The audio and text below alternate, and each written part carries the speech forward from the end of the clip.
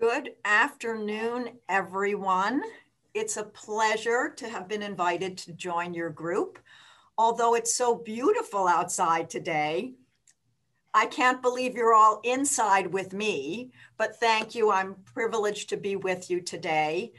Now, I'm going to share my screen, which is you're going to see slides, and you won't necessarily be able to see everyone.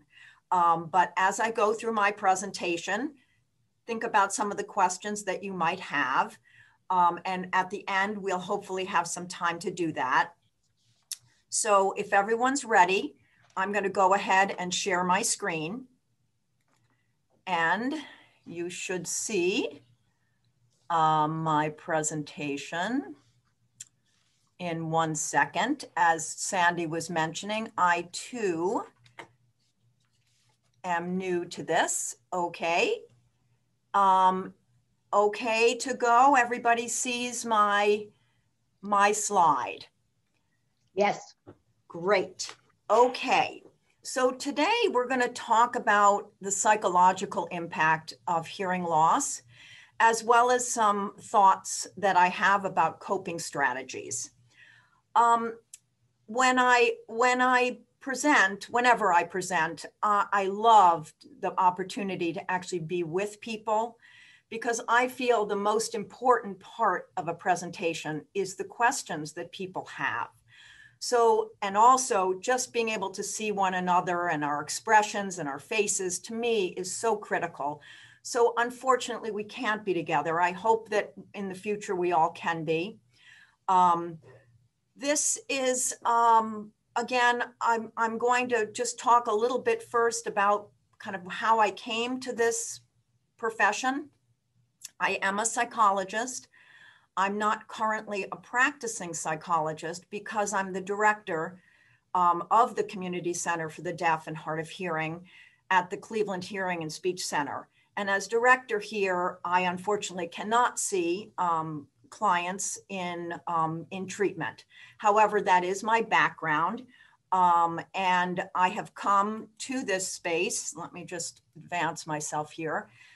I have been in the field of mental health and deafness for about 40 years. I started in a mental health center in New York City many years ago, and came to the Cleveland area and joined the Cleveland Hearing and Speech Center long ago, about 30 years ago. And I've had a variety of different jobs here, from the early days when we actually offered mental health services. We don't currently, but we did, to now being the director of the community center. Let me just briefly tell you a little bit about it. Typically, our Cleveland Hearing and Speech Center has a variety of different services and offerings to the community. The community center is just one part of a much larger organization. We obviously, as the Cleveland Hearing and Speech Center, offer audiology services and speech services, but the community center is its own little unique center in a larger organization that addresses the social, emotional, to some extent, and vocational needs of deaf and hard of hearing individuals. The majority of people that we see are actually what we would be calling culturally deaf. So individuals who that are deaf typically from birth, and use American Sign Language to communicate. We do have a small percentage of those clients that we serve that are hard of hearing, but most of the individuals that we see here in our community center are what we would say prelingually deaf and use American Sign Language. And I'll talk a little bit about that when I talk about hearing loss. And we offer a variety of things to individuals who are deaf. What I'm most proud of is that the staff, with the exception of myself and one other person, in the community center are all deaf. That was an initiative and vision of mine. I feel it's very important that deaf people serve other deaf people. And so I'm fortunate to have a staff that is deaf themselves. As a person working in the community, American Sign Language was well, third language for me, but it's my second language. It's not my first language. I'm extremely proficient in American Sign Language, but I'm not a native user, and I say that actually with pride, but with humility as well. I'm proud and humbled to have been selected as the director here, because I'm not a deaf person, but I have a lot of experience in this area. What we do in our community center is we do vocational services. So we help deaf and hard of hearing individuals find jobs. We do everything from pre-vocational, that would include helping someone write a resume, teaching them interview skills, going with them to interviews, supporting them through the interview process and hiring process, and job coaching once they have a job, coaching them so that they'll be successful in their job. And then the other piece that is really critical is we do training for agencies, businesses, anyone that hires a deaf person. We will offer training. Not everybody takes it, but we offer training so that people know how to effectively interact with a deaf or hard of hearing person. So that's one piece. We offer what's called case management services, and that would be things like support for a person who maybe is homeless and needs housing, or maybe they're food insecure and they need to have food resources in their area. Maybe they have some struggles with Social Security, and need to have someone assist them through the process of filling out applications for Social Security or food stamps or assistive technology. Many of the individuals we serve have limited English proficiency.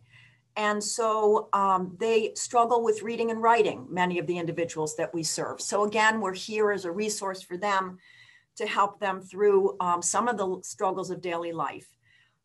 As I mentioned, training is huge for us. So we don't just train vocational people. We do things like mental health trainings. We train police.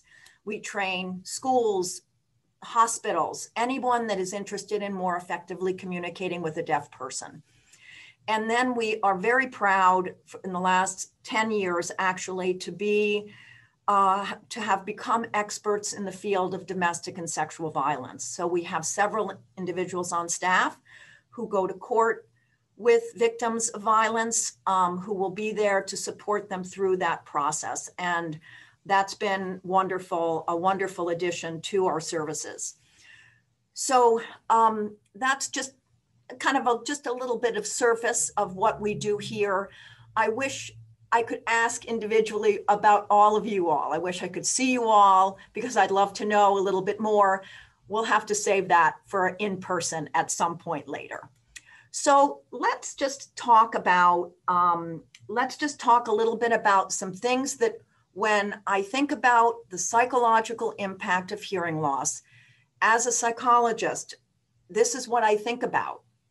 I think of several factors that are going to impact a person, right? I'm going to think about the degree of their loss, when they lost their hearing, the kind of loss they have, the causes of that hearing loss, and then, of course, what potential interventions or remediation can actually be helpful to that person. So for me, I think the useful part of my being a psychologist and knowing about this type of area, most psychologists don't know anything about hearing loss. They don't really know what can impact a person, and they don't kind of have an understanding of what they need to know. So I've been lucky enough over the course of my many years, this is the only space I exist in. I only work with deaf and hard of hearing people. So I'm not a generalist in terms of, well, I am a little bit, but most psychologists will specialize in eating disorders, or they might specialize in geriatrics, or they might work with individuals that have PTSD. In this space, it's all about hearing loss, but all of those things can be a factor. So I think you all probably are aware that hearing loss is probably one of the most common problems, and it's caused typically by age, disease, or heredity. There are approximately 1 in 3 people between the ages of 65 and 75 has a hearing loss, and nearly half of individuals over 75 have difficulty with hearing. Again, we're going to get into kind of degrees and such. And one of the things we know is that hearing loss that is left untreated can get worse and has significant impact on someone's life. So again, we're going to be talking a little bit about that moving forward. So hearing loss, you've probably all seen this, right? If you're in this meeting, you are most likely know that somebody has tested your hearing. This is what we would. I'm not an audiologist, so I do want to say this is what an audiologist would use, an audiogram, to be able to evaluate an individual's hearing. Of course, when we think about degree of loss, we think about if it's in the mild and moderate range, there's going to be one kind of intervention, right? If it's profound, it's going to be different. There's also obviously things in the mild range. When you can see in the mild range, you can still hear speech and language sounds in a mild range. When you get to severe and profound, you're not hearing any language. And again, for our clients here, most of them have profound losses.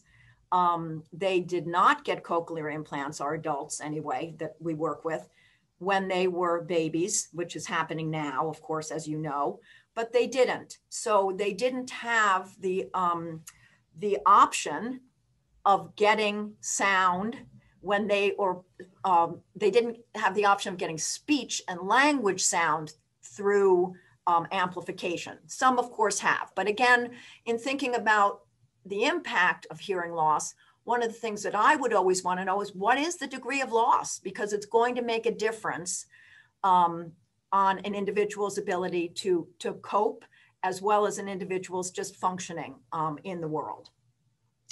So, see, I'm just going to move ourselves forward here. So again, when did the hearing loss begin is something, again, that we consider in terms of coping mechanisms, strategies for, managing in daily life.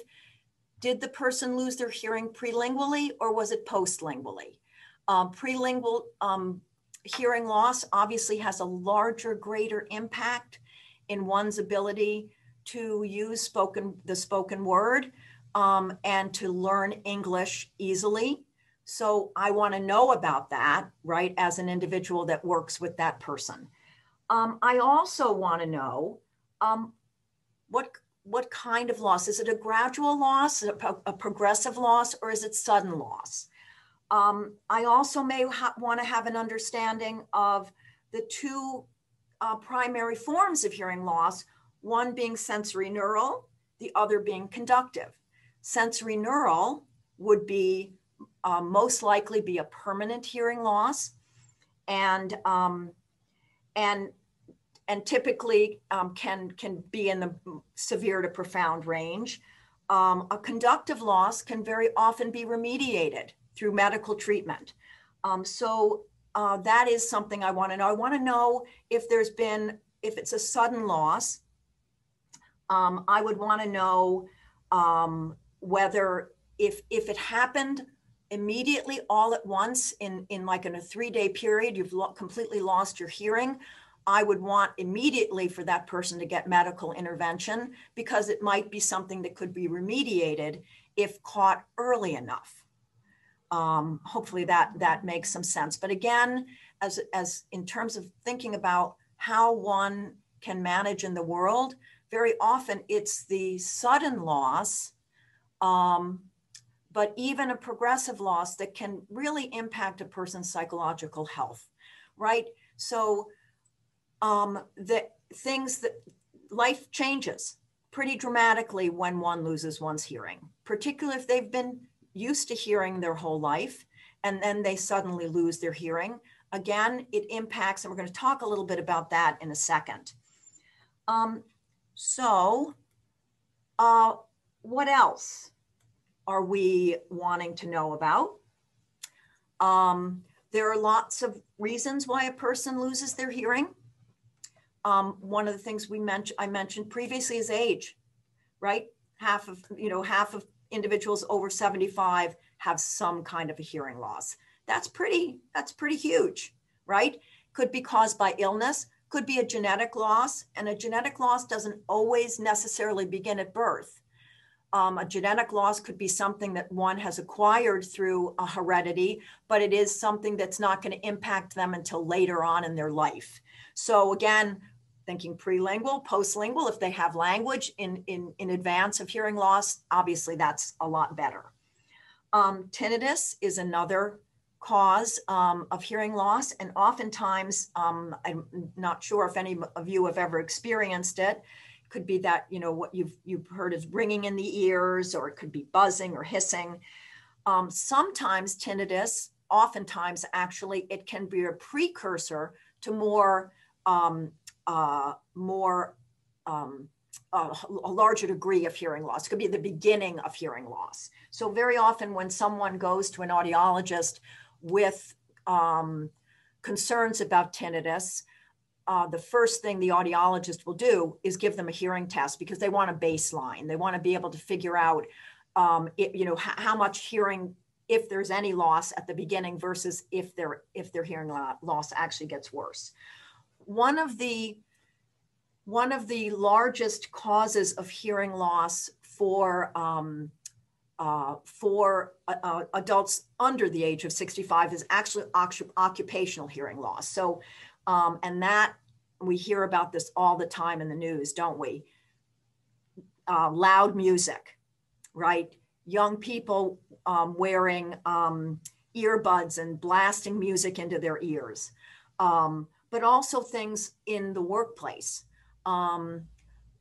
There's hearing protection that most factories will require of their individuals, because they don't want factory noise to actually impact a person's hearing. But that is obviously environmental sounds that are extremely loud can be damaging. But even things like leaf blowers and snow blowers and things like that, where the decibel level is very, very high, can actually impact a person's hearing. So those are kind of our primary causes. So let's think about what the impact is. So what does hearing loss impact? Often, most of the time, it has some impact on quality of life.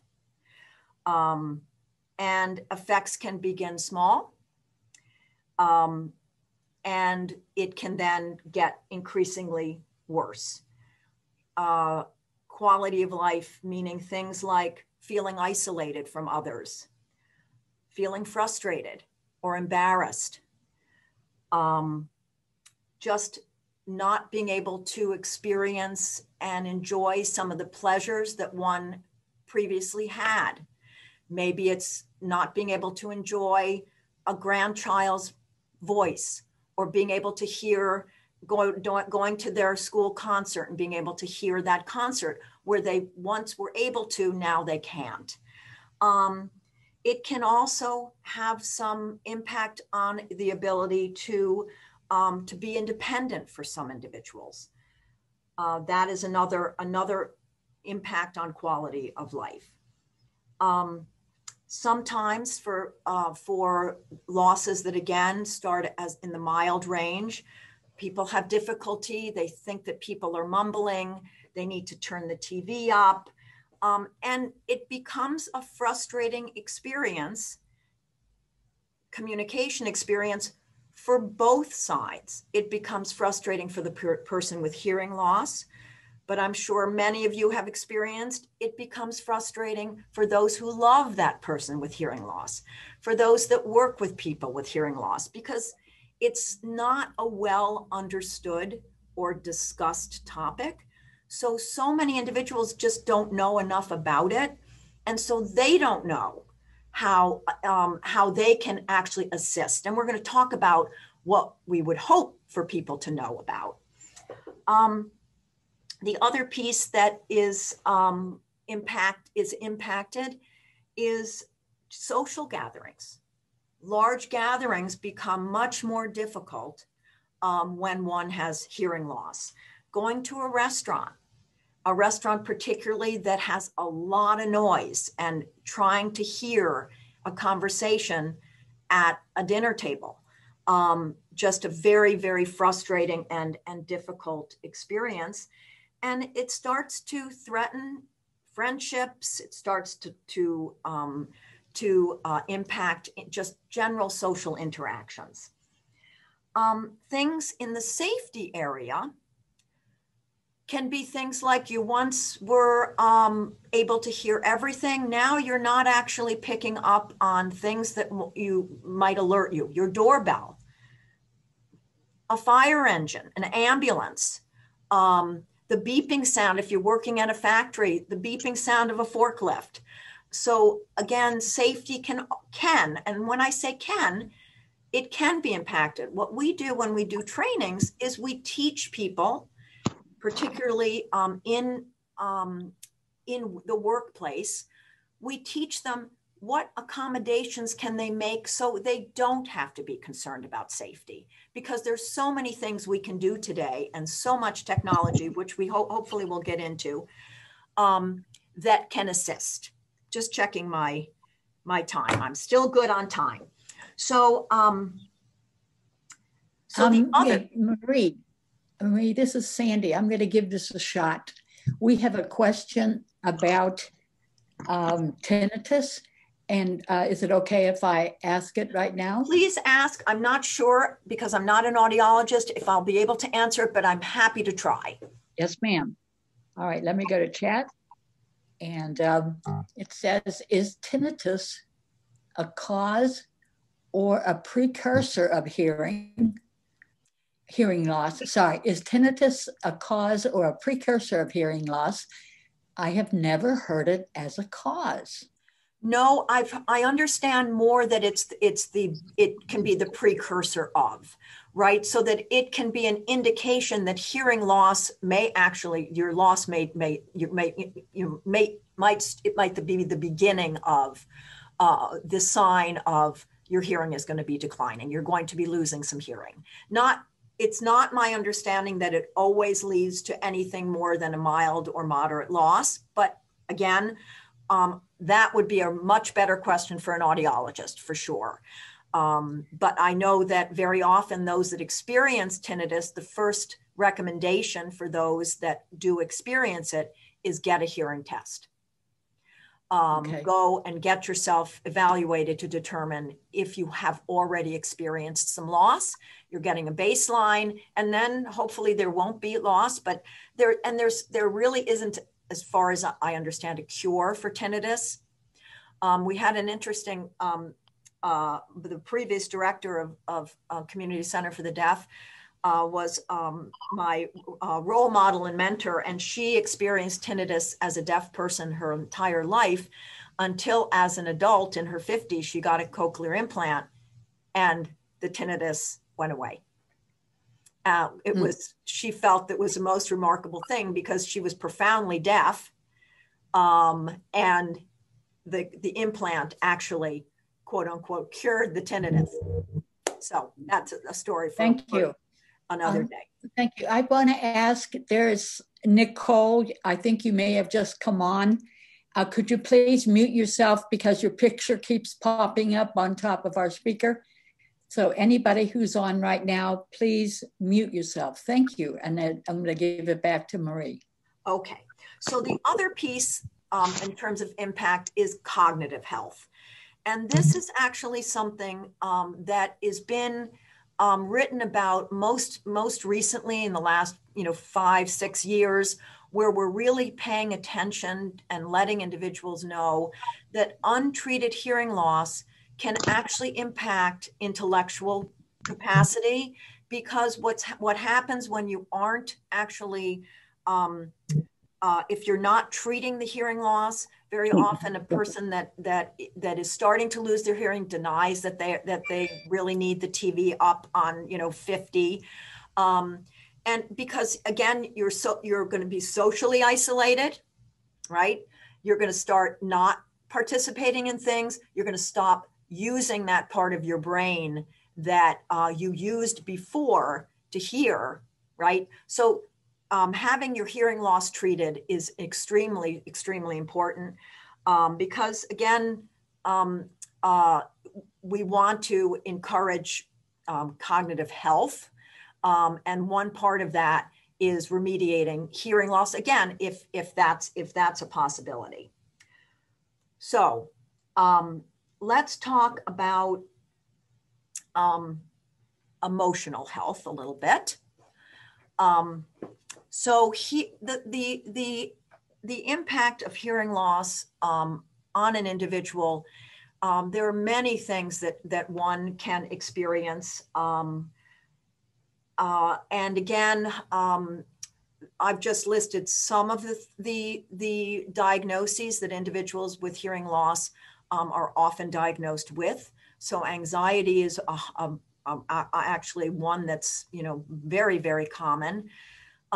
Depression, individuals that really do experience depressive symptoms when they lose their hearing. Stress, obviously that's pretty common. PTSD is post-traumatic stress disorder. Sometimes individuals who have lost their hearing, perhaps in teenage years or young adulthood, perhaps get social ridicule, and things that then could create post-traumatic stress disorder. And things like loss of confidence, right? Those are pretty common kinds of difficulties that an individual might experience when they have loss of hearing. And again, that the ability to connect with others. We are humans. Humans want to be with. We're social people. We want to be with, and we want to be interacting with other people. That's the natural way that we are. And so when we lose that ability, or when we perceive that loss of ability, it obviously impacts our emotional health. So again, all things that can be dealt with. So what do we recommend, right, for someone who is experiencing hearing loss? And for the things that I've mentioned, we're really talking more about individuals that have had hearing and lose their hearing versus an individual who's been born deaf and has been deaf their entire life. I'm not really talking about that group of people as much as I'm talking about individuals who experience hearing loss, perhaps later in life, or even in middle age, or even as a teenager where they used to hear and now they don't. So, but obviously, what are we recommending? The first thing, of course, is to get professional advice through your ENT, your audiologist, or again, another specialist. Because we want the person to be educated on what all the options are, because the better educated that we are, the less of an emotional impact hearing loss is going to have. The less it's going to impact our quality of life if we're educated and we have options. So, what are some things that are often recommended for individuals that have hearing loss? There are lots. We are so fortunate today to have technologies that can assist people, things that never existed before. The chat feature, or the voice recognition software on our phones that can be so very helpful, caption telephones that actually, provide captioning during a phone conversation. Obviously, sign language interpreters are plentiful. So lots of technologies that exist today that didn't exist before. The technology for a deaf person who uses sign language, there's tons of things that we use, like video phone versus a CapTel that you see here. A video phone is actually a phone that is a television screen where you can see a person signing, or you can see the interpreter who is signing to the deaf person. So it's just amazing technology that exists today that is really very helpful in helping a person to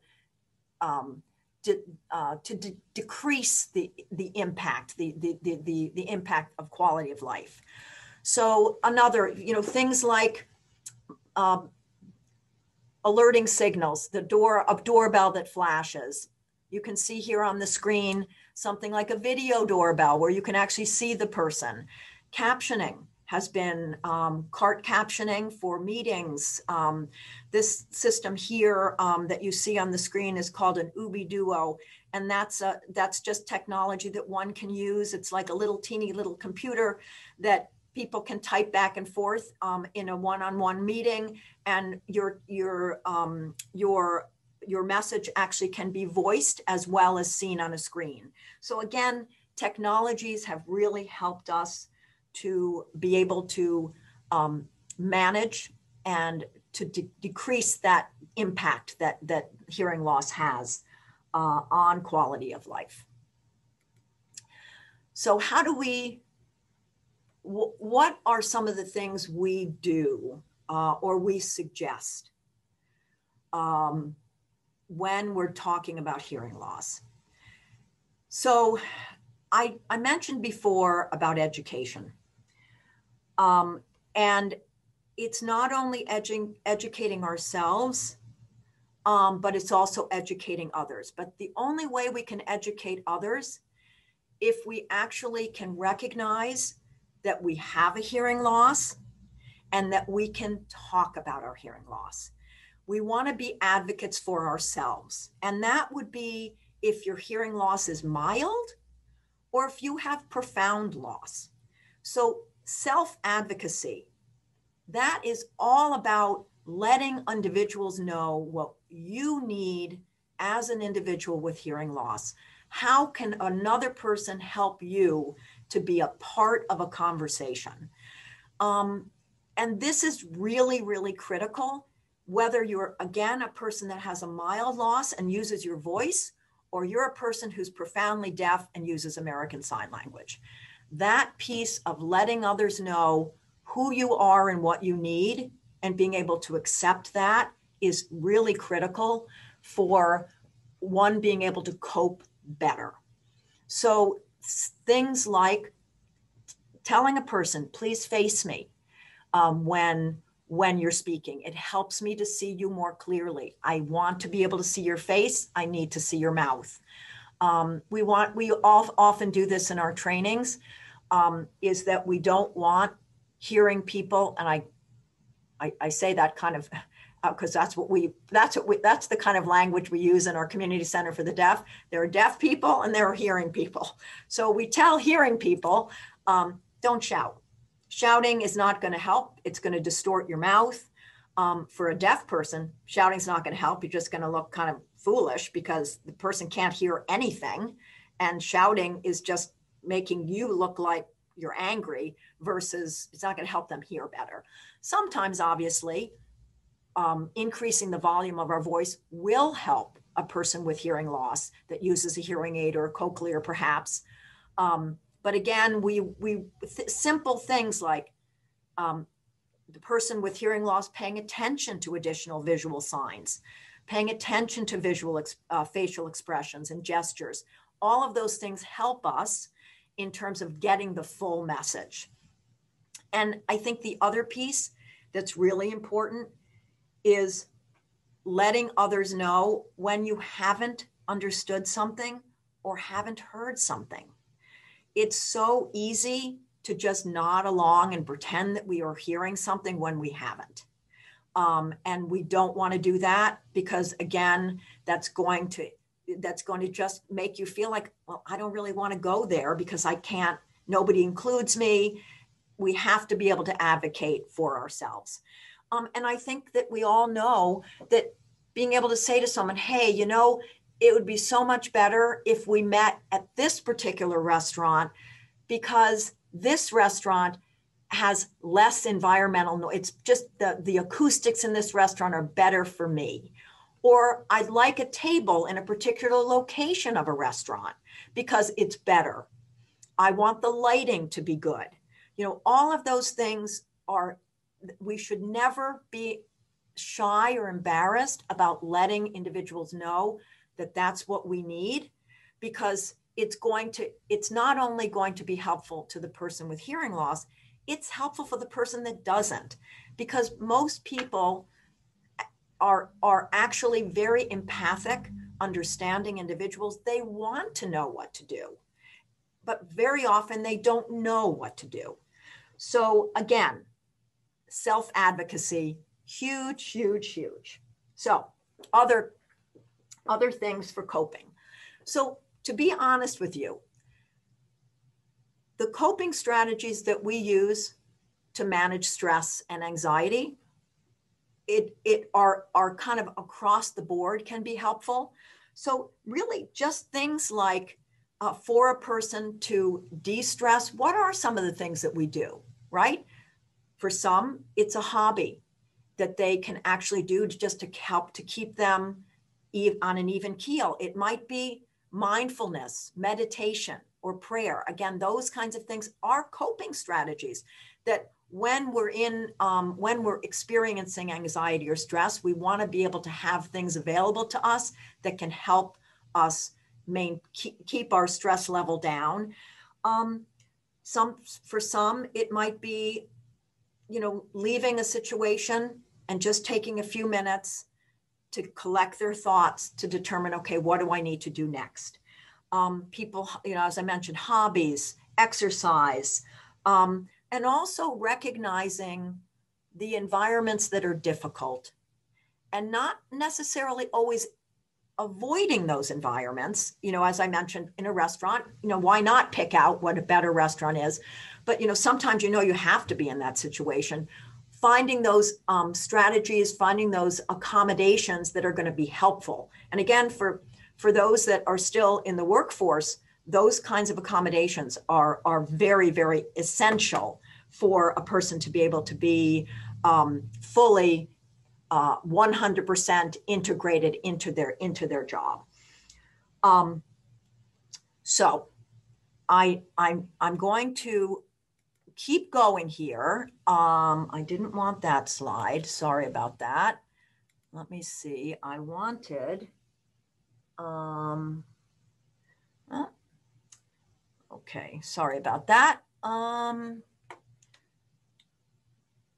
Okay, so this is actually some communication strategies, but I actually want to talk about some other things that are pretty important in terms of communication. And I realized that I neglected one slide.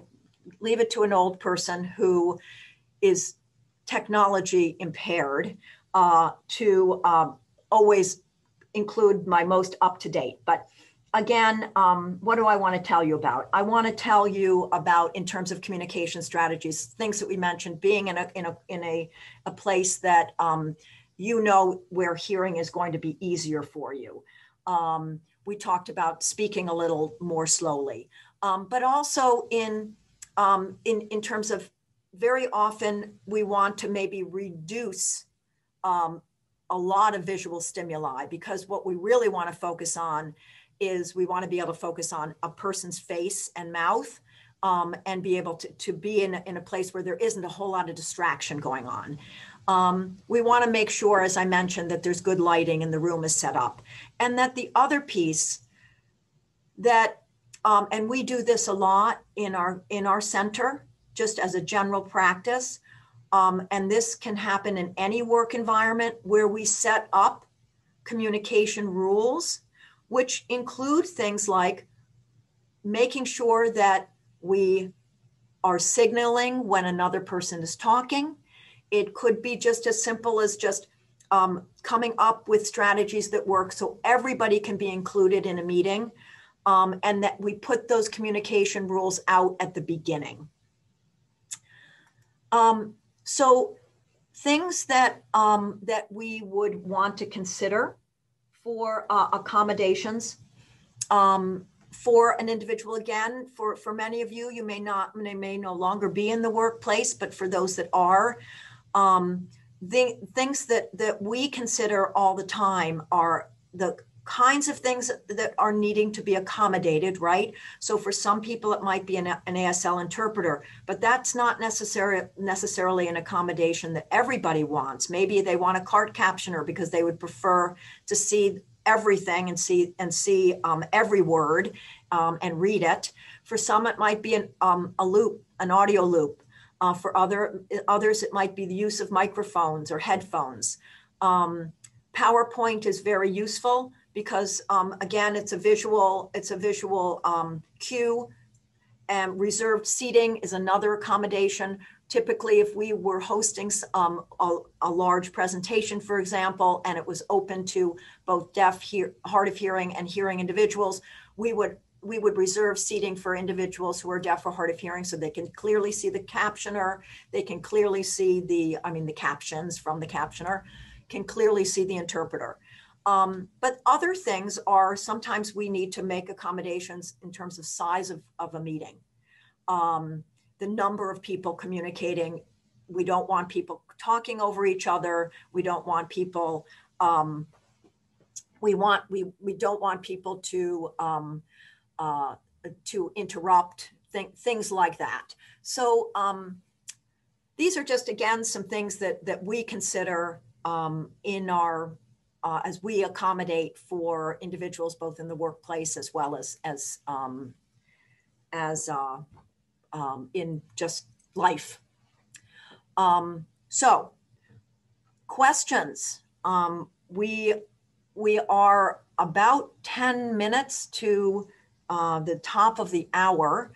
I would love to be able to stop sharing my screen so that I can have an opportunity to see as many of you as possible and to answer any questions that you might have.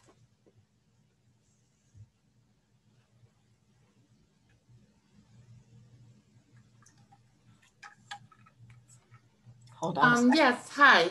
My name is June Pritchard. Hi, everybody. It's good to see you. So anyhow, I just want to say, what's your name again? Maria. Maria. Thank you so much, Maria. I learned a lot. There's a lot of things I didn't know, and it's just really nice to meet you. I think you're a lot of fun. And and I want to say, as far as I don't have a question, but I just wanted to make a contribution to something that you said that was really wonderful, as far as helping the hearing people to be able to communicate with me better in a group. And that's my favorite thing about one of my favorite things about the cochlear implant is that I'm able to communicate in a group, and it's just a lot of fun. Not every time, of course, but you know, there are certain times where I'm in a group and I'm able to communicate. It's so much fun because I just love to be with people. And so I have found a way to control people. It's so wonderful. When you're deaf, you got to learn how to have power and control. So I've learned how to control people in a group so that they pay attention to me, being able to hear what everybody's saying, and I'm able to control them so that they don't speak over each other. And the way I do it is through my mini mic microphone. And whoever is holding the microphone in the group, it gets to be the one to speak. And it has so much power of control over the conversation. Everybody just focuses on who's talking. So everybody's paying attention to who's talking. So they, and nobody interrupts them. And then when they're done, somebody's like, oh, they raise their hand because they know that they can't talk unless they're holding that microphone, or June's going to miss out. And I mean, aren't I a lot of fun? Would you want me to miss out on a conversation in a group? No, June's going to miss out. So they patiently wait until the person says what they have to say, and then they take the microphone, and now it's their turn. That way, I have complete control over not the conversation, but I'm on them to be, so that they make sure that I understand what they're saying, so I don't miss out. June, that is so fantastic to hear. Just what we talked about, right, is when we are assertive and we are advocating for our needs, it really, really helps. And as you said, being in control is really important, because when we have lost some hearing, it doesn't feel like we have control. It feels like it's everybody else, and it's me as like this person that now can't do what I used to be able to do or appreciate things. So that is one of the most important things, which is why it was in bold, was advocating for what you need.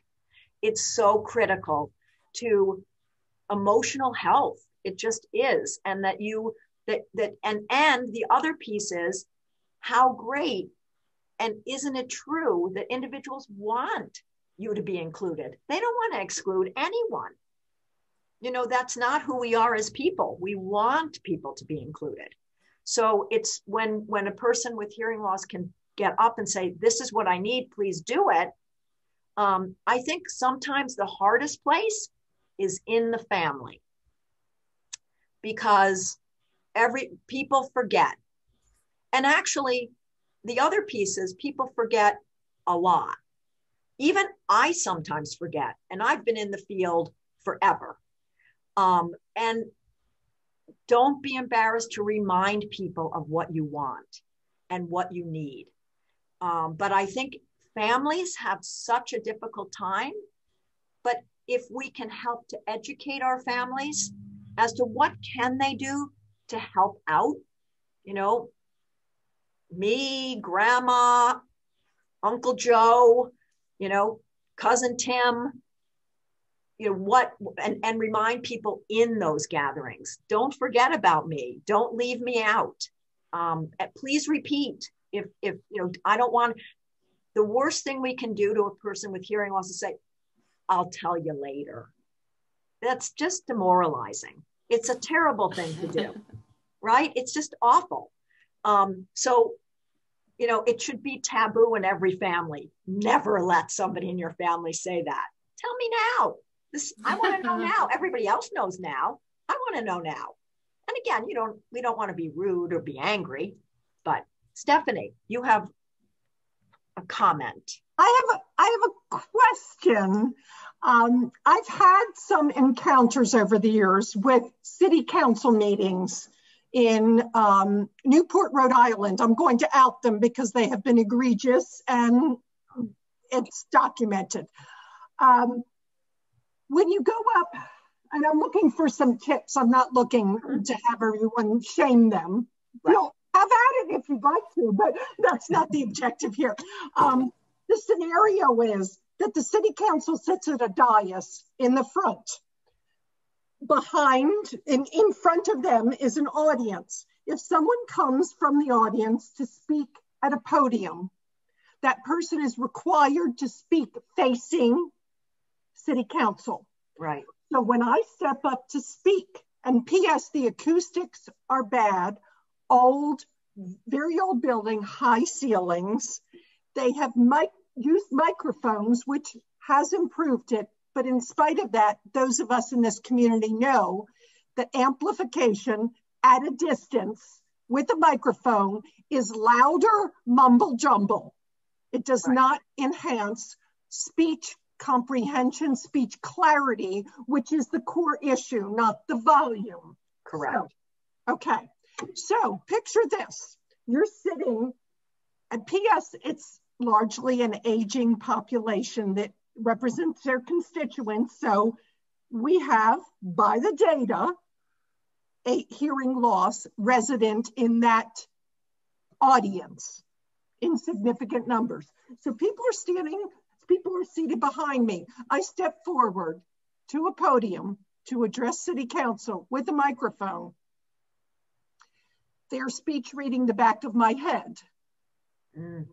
Okay? I have, kid you not, on multiple occasions, turned to the side to speak so that the people who are my kindred spirits in the audience have speech cues. And I have been by City Council in public reprimanded and told I must face them. Even when I explain what it is that I'm doing, that has been done. Wow. It is a big wow. Someone actually wrote an opinion piece to the newspaper about it. So it is not, if it were a one-time situation, or if this were me not understanding the dynamics. I've been through the Gallaudet 2-year peer mentoring program, and I've lived with my own hearing loss for decades and have had a cochlear implant for 12 years. I know whereof I speak from understanding educationally that issue and as a consumer with that issue. So now I'm asking you, any clues about how to not anger an ignorant City Council body? Because I've tried multiple things and they're bad. Their behavior is bad. Well, we obviously know there are laws, right? And we never want to use the law.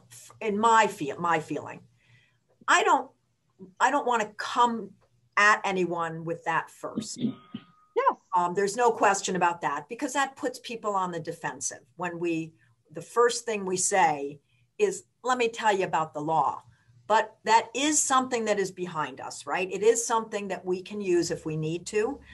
One of the things that we have found, I know that we've worked with Cleveland City Council on the accommodations that they need to make when it comes to meetings, right? And they've been pretty receptive. Again, starting off not so receptive until they get complaint after complaint. We've been successful here as an agency being able to write a letter to address those particular needs of the community and the accommodations that would be helpful to individuals. But the piece of that helpfulness is also what is required. And for them to know, we're happy to, again, finding an affiliate agency wherever you are that can back you up, and then be able to kind of be your support. I know there are many organizations that will legally take up this fight. Right, Laura, you're shaking your head. Yes, because you know that. Yes, and thank you. I like what you shared about a letter coming with the power of force and credentials that an organization would have that I do not wield. Interestingly, just to give you an evidence of how recalcitrant they are, there was a time when I actually got them to have a screen. It was a hugely important meeting, and there was no hearing accommodation because they had to move out of the building. There were no microphones. It was horrific. So I actually had captioning come in, and there was a screen behind the dais. So anyone in the audience saw what was being said. It was perfect. Right. It was a golden moment. When I stepped forward in that meeting, invited the audience to say, how is this going for you? And got a collaborative groundswell. But do you think they would allow that or repeat that performance? It's a matter of this. Yeah. Sometimes they have required people like me, I can require in advance, several weeks in advance of an agenda that is not already published that I can't know about. I can require captioning for a meeting, okay? Remember, the public, people like me, don't know there's a meeting that I want to attend in enough real time to meet the burden of proof that they require that this be arranged 2 weeks in advance because of cost considerations, which are understandable. Believe me, I get that dynamic, okay? I have had captioners come in and sit with me, but that only helps me. And when they do that, I have to sit there and look at their screen beside me and miss everything else that's happening, which isn't the captioning experience I'm after. And it doesn't help any of the audience that would be helped by projected captioning behind city council. So right. that you look at them, speech, facial cues, and you see captioning, which is going to lag and not be perfect. So the combination of those are what people use when they watch TV and movies with captioning. Right. Jay made a comment in the chat box, Stephanie, and it's so true. It really is a violation of ADA. I mean, it's a blatant violation of ADA. And, you know, again, city council, they have to. They don't have any options, right? They really don't. They have to be accessible, equally accessible to all, just reasonable. Quote, ADA requires reasonable accommodations, right. Which is the leverage point about you ask for it too late, it costs us too much, it isn't reasonable. Yeah, I know, but again, I think that there are, again, hopefully ways to fight it, but I think when we come at it as, let me give you some options, that again, doesn't have to be extremely costly, but it is something that people always go to. But what does that do? And for them to recognize, what does that do to a person with hearing loss when you say, that's too expensive? What you're saying is that I'm too expensive and I'm not worth it, which is a horrible message, isn't it? It's a horrible message.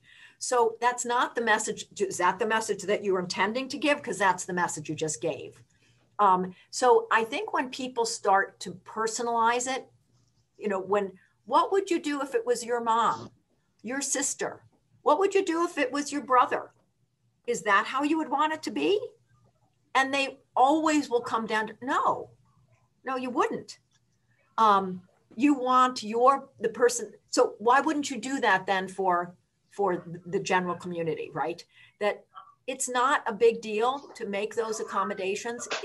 Again, the other piece that we do when we do training is we talk to nonprofits and for-profits and government services. Put accommodations in your budget. You may not need them. You might have money left over at the end of the year, but if you budget for it, it's there and it's not a financial hardship because you've already planned for it. So doing some pre-thinking, and it kind of should be in everybody's budget, because it's, look at our population. We are all aging. What do we know about hearing loss? We know that we're all it's going to impact half of us. So, you know, put it in the budget. One last comment, and I will give up to other people that have issues, I realize. There's a bit of a catch-22 because people do not come out to city council meetings because they can't understand what is being said. And because they do not come out, city council uses that as a hammer to say, there's no need.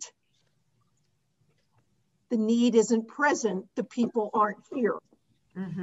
The people aren't there because the hearing environment is so atrocious. That's right. Okay, so I just offer that. And when if I and others can have an intelligent, thoughtful, well-documented, substantiated conversation, it has to include things like that basic catch-22 reality check. Why is your audience not here? Yeah. And we deal with that all the time, Stephanie, with regard even to agencies that say, well, you know, but no deaf people come here for services.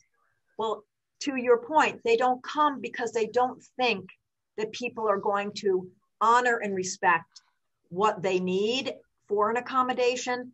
And so they just don't go. They report less to the police. They don't go to the domestic violence center because they think, well, they do now, but because they think it's not accessible to me. Why should I go? I'm just going to be demoralized. I'm going to go to the police station and they're going to make me write stuff down and I need an interpreter and it's going to take them, you know, till tomorrow to get one. So forget it. I won't even bother with this. So that happens all the time. But, you know, again, if we put hearing loss and deafness on people's radar screen, they think about it. So we want to be front and center. We want to be out there all the time, advocating for equal access to information, communication, and that is all about providing hearing, whether it's, you know, hearing devices, you know, or accommodations, sign language interpreters, card captioning, all of those things. So I'm totally with you. I don't know how you all, I see another hand up. Dave, please, love to hear your question. Yes, thanks for your presentation. I just wanted to bring up tinnitus. I had sudden hearing loss about 6 years ago. They felt it was genetic and due to my occupation. So I've had my Cochlear for 6 years, and I still have severe tinnitus. As a matter of fact, I was going to, when I first went to the audiologist, I remember mentioning to the nurses that I have bad tinnitus, and I'll never forget what they said. They said, well, you're just going to have to learn to live with it, which is the worst thing you could say. But anyway, I got steered to Dr. Scott B. at the Cleveland Clinic, who was a psychologist. I saw him up to the COVID situation, and he's helped me a lot. What he's told me is, well, first of all, going in, you know, there is no cure for tinnitus. There is none. So you got to realize that straight up. The cure is being able to deal how to cope with it. Yeah. That's the key right there. And he's helped me a lot. And it's funny, the only reason I bring that up is he had mentioned mindfulness too. Mm-hmm. And you mentioned that in your presentation, you know, but it helps when I have a cochlear on one side and a hearing aid. It helps when I have them on, but when I take them off to go to bed, the tinnitus goes up. But that, I just wanted to make that comment. Tinnitus is a tough thing. It's a tough thing. It is, particularly because there isn't a remedy. Right. And that it is all about finding ways to cope with it, which can be very difficult because it really is so distracting. It's painful. It's painful. It's just painful to have it. Right. And it's extremely fatiguing in addition. So I don't know if you find that where you know, it's just when you can't actually, perhaps aren't in doing mindfulness stuff or whatever, and it can be extremely bothersome and fatiguing. So it is, I'm so glad that you were able to address it.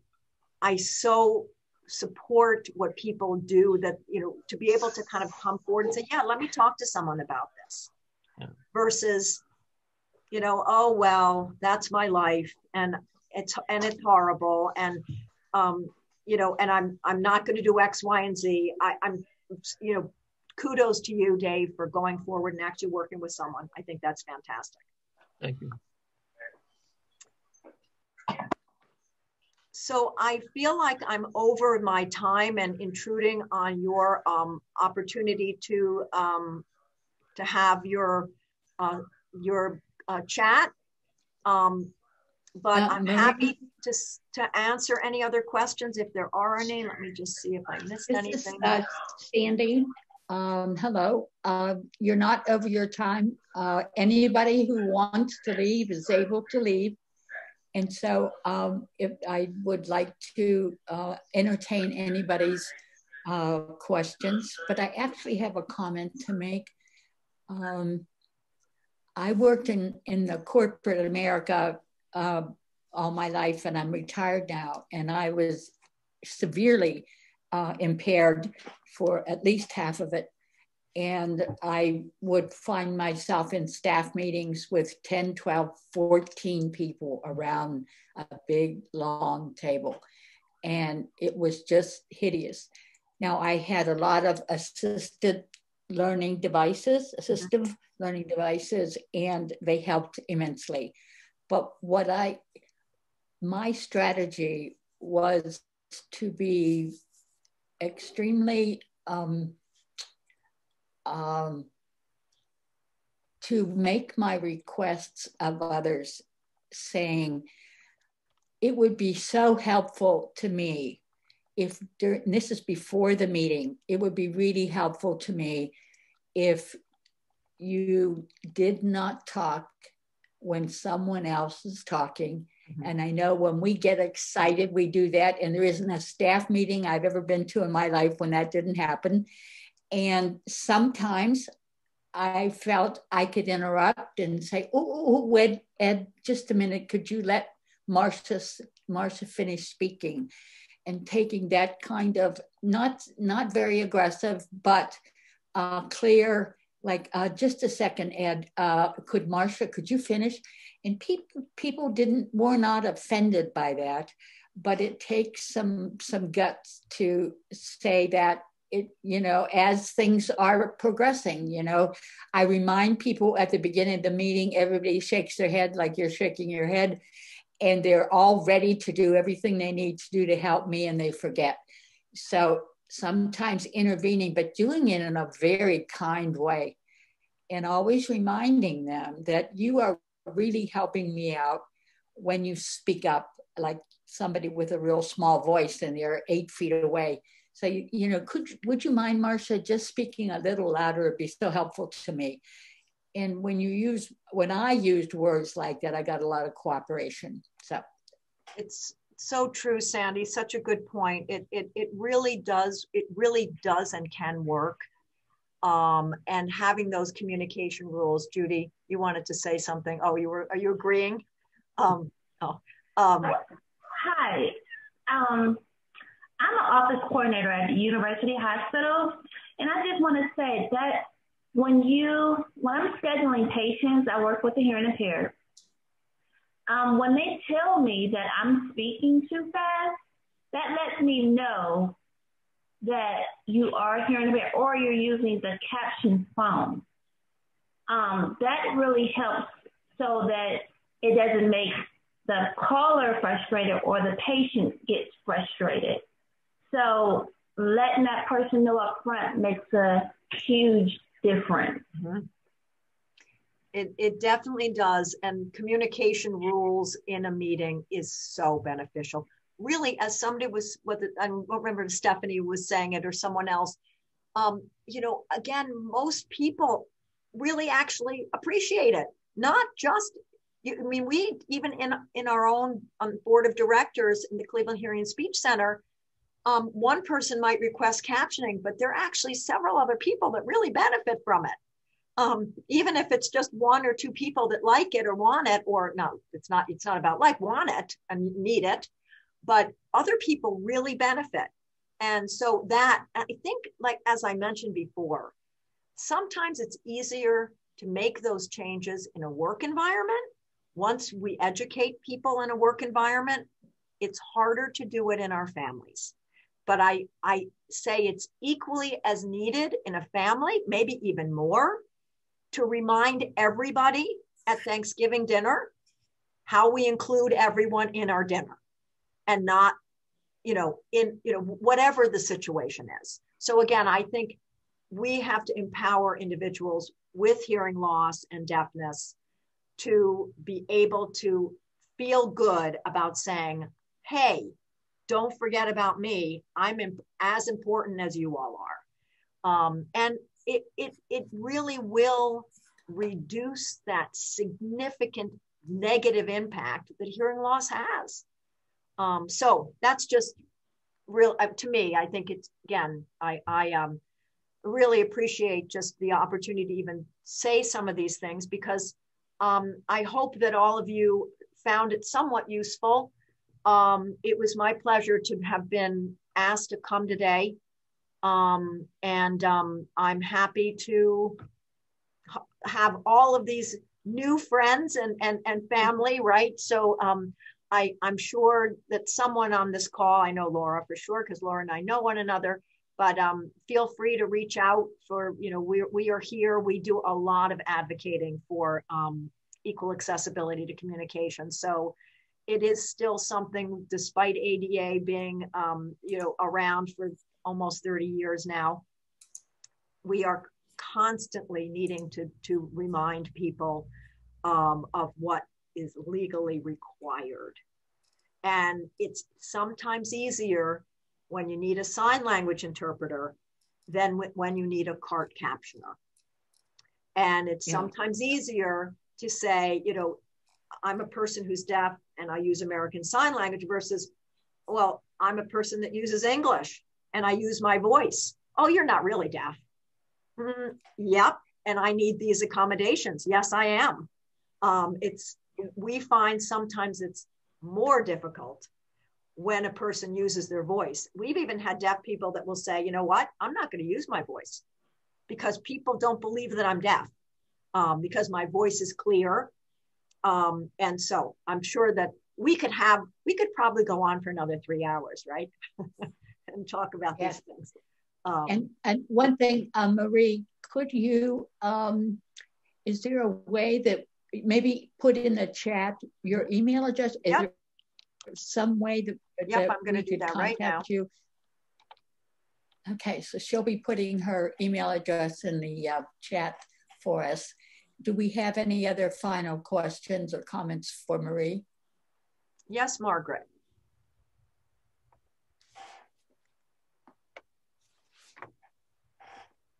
Okay, we're trying to unmute. I want to get back to the person that Dave about tinnitus. Years ago, there's an audiologist here locally. I live in Worcester, Ohio, so it's south of me, that an audiologist told me a tip about tinnitus. It's called, well, it's going to be backwards for you. Let me see here. It's going to be backwards. It says lipoflavonoid. You get it at CVS, Walmart, one of the drugstores. Don't follow the directions that come with this. The audiologist told me for the very first month, I had to take 3 a day, three pills a day, 1 at breakfast, 1 at lunch, 1 at supper. Then the second month, you take 2 a day, pick breakfast and supper. And then the third month, and for the rest of your life, you have 1 each day. So I take mine in the morning at breakfast. I have very little tinnitus anymore. It has worked wonderful for me, but I don't follow the directions that are in the package. I followed what this audiologist said. If you need me to repeat that, Sandy or Shirley Ann knows my email address. Wow, Margaret, I've never heard anything that worked. So that worked for you. Dave, give it a try. See, can't hurt. But that's wonderful. That's great to know that worked for you. Fantastic. Absolutely. Anybody else?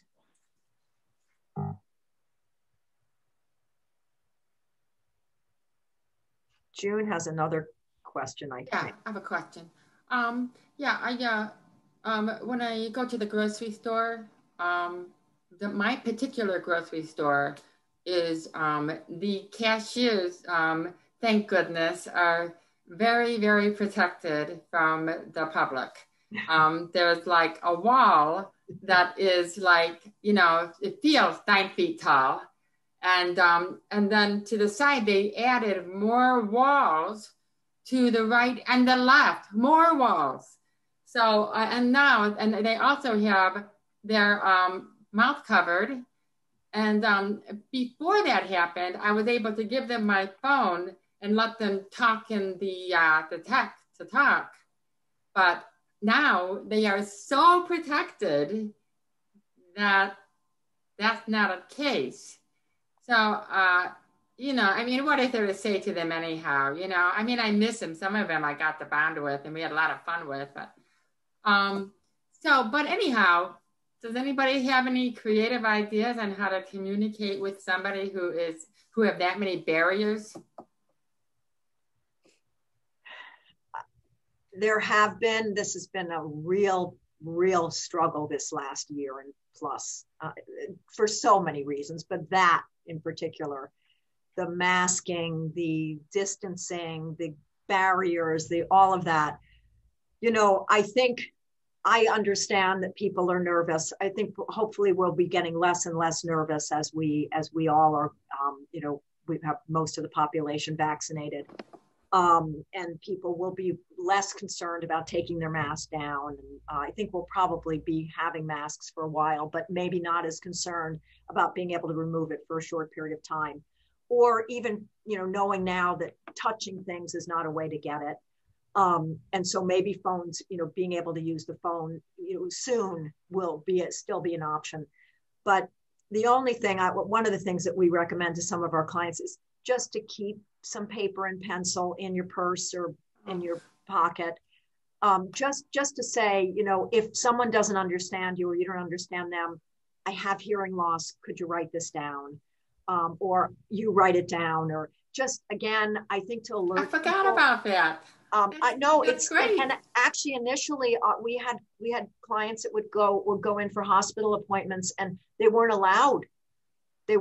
So they couldn't write anything there. They would then bring their own pencil and their own paper because they couldn't understand anyone with their mask up. And they were now having, you know, they were being directed places and people weren't even using visual gestures. I love it. Writing is great. But anyway, I love it. it's Thank just, you. Again, hoping that things are going to calm down with the vaccination, and that we will. How long will it take us to get back to normal? Gosh, I don't know. Just seems like it's going on forever, but it has been really, really a struggle, and has increased isolation as a result, because people are just giving up. Like, I don't know what else to do. This is just, you know. So it's been tough. It's been tough generally, but I think people with hearing loss, it's been horrific. So yeah, I totally forgot about writing. So thank you so much. I'm going to do that. Yes, thank you. Thank you, June. Anyone else? Well, thank you everyone for having me, for giving up this beautiful, I see it coming in my office window. Looks pretty nice out there. I think I'm going to take a walk. And I'll jump off in case you all have things that you need to do. But thanks again for having me here. It was my pleasure, and so great to see your faces. Someday in person. So thanks to all of you. Have a wonderful day. Thank you, Maria. We appreciate you being here. Thank you. My pleasure. Take care, everyone. Okay. I think if anybody has anything that they're interested in saying, we should keep ourselves mute unless we're speaking. And you can click up in the right corner, gallery view, so you can see a lot of people's faces. Is there any other business we need to conduct or anything that you would like to add before we close?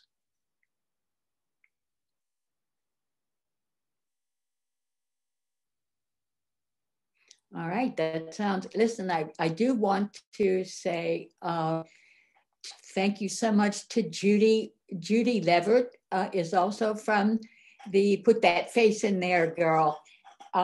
She's in that, she's, as she said, from University Hospitals, and she is sitting in for Lindsay today, who had a family problem.